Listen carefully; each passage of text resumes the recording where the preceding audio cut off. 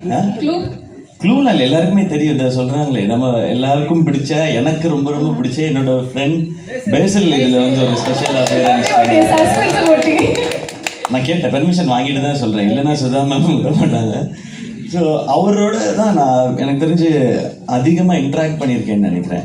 நான் எல்லாரோடையும் கொஞ்சம் கொஞ்சம் பேசியிருக்கேன் நான். பட் இது ஷூட்டில் இருந்ததுனால அவர் ஷூட் முடிச்சுட்டு 2-3 டேஸ் ஸ்ரீலங்காவில் ஸ்டே பண்ணார். ஸோ நாங்கள் பயங்கர ஃபன்.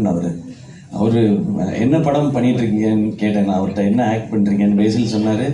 கொஞ்சம் இப்போ ஸ்லோவாகிடுச்சு சார், பிகாஸ் நான் வந்து இயர்லி ஸ்டார்லேருந்து மந்த்லி ஸ்டார்லேருந்து வீக்லி ஸ்டார் ஆகி வீக்லி படம் ரிலீஸ் ஆகி சார், அதனால கொஞ்சம் ஸ்லோவாக இருந்தார். இப்போது அவ்வளோ ஸ்வீட், வெரி ரியலிஸ்டிக், எனக்கு ரொம்ப ரொம்ப பிடிக்கும் அவரை. ஸோ அவரோட ஒர்க் பண்ணது ரொம்ப സ്പെഷ്യൽ എക്സ്പീരിയൻസ്.